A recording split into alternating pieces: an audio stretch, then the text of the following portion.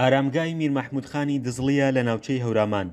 ئەو میرەی کە 103 ساڵ بە لە ئێستا لەگەڵ سەربازە هەورامیەکانی لە گوندی دزڵیەوە دەگاتە لای شێخ مەحموودی حەفید و لە ساڵی 1990 سلێمانی لە دەستی ئینگلیز ڕزگار دەکات. هەموو ساڵێک مامۆستایانی زانکۆ و خەڵکی ناوچەی هەورامان ساڵیادی دەکەنەوە.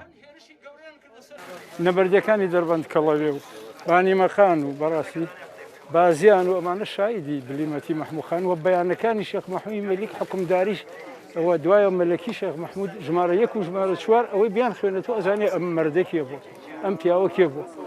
مەحموودخان جیاوازی زۆرە لەگەڵ سەرکردن ناوچەوی و خێڵەکیەکان. ئەو سەرکردەیەکی خێڵەکی نەبوو، ناوچەییش نەبوو، سەرکردەیەکی نەتەوەیی بوو. هەمیشە هەڵی داوە لە ناو کێشەی نەتەوە و بڕواتە ناو داکۆکیکردن لە مافی ملەتەکەی.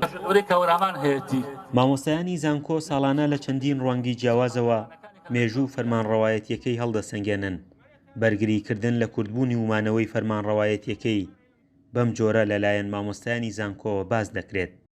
مەسبوون لە زمانشی مەحموودە هاوکاریشی مەحموودی نەمرە دژی دەسەڵات ئینگلیزەکان و دەسەڵاتدارانی عێراق. ئەو کاتێک کە لە ئێران دەسەڵاتداری ئێران دێنە مەریوان دەگرنەوە و مەورەمان دەگرنەوە بەرامبەر ئەو هێزانە ئەوەستەیە کە لەگەڵ دەوڵەتی ئێرانە. ئەنی هەمیشە بەڕێ ڕزگاری خواستی میلەتەکەیە بووە.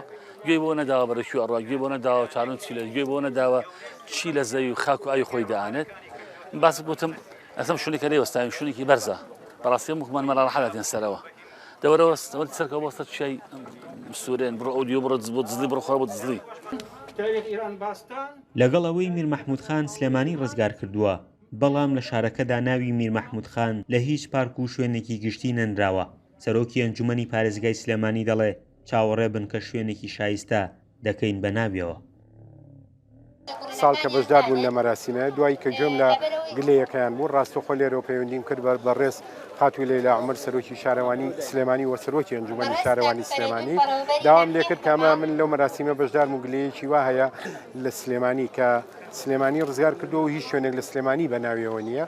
بۆیە کە دوای ئەوەی ڕوونکردنەوەکەم پێدا بە خۆشحاڵی و بە سوپاس و دەستخۆشیەوە بۆ بەڕێزی بەڵێنیدا دوای ئەوەی کە ئێمە نووسراوێکی فەرمی ئەنجومەنی پارێزگای سلێمانی ئارەسەی بەڕێزیانەکەن شوێنێکی شایستە بکەن بە ناوی مەحموودخانی دزڵیەوە. دامەزراوەی کەریمی عەلاکە و یانی سیاسەمانە بە یادکردنەوەی میر مەحموودخانی دزڵی هەستا بوون کە ساڵانە بۆ باسکردن لە مێژوو فەرمانڕەوایەتیەکەی ساڵیادی بۆ دەکرێتەوە.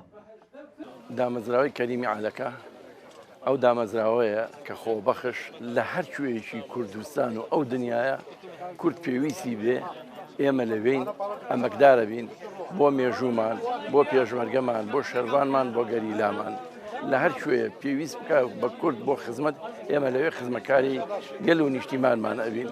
ئەم ڕۆژکە یادی کەڵە پیاوێکی گەورەی مێژووی ئێمە بە ناوی مەحموودخان حزورمان هێناوە بۆ سەر مەزارە پیرۆزەکەی بۆ ئەوەیە کە یادی ئەو کەڵە پیاوە مەزنە بکەینەوە. میر مەحموودخان کوڕی عەزیزخان کوڕی بارانبەگە و لە ساڵی 1970 لە گوندی دزڵی لەدایک بووە.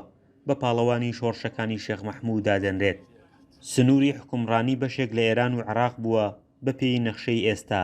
لە پاییزی ساڵی 1946 لەلایەن ئەفسەرێکی سیخڕەوە بە پلانێکی محەممەد ڕەزاشا ژارخوارد کراوە و دوای 9 ڕۆژ لەو بەروارە گیانی لێدەستداوە.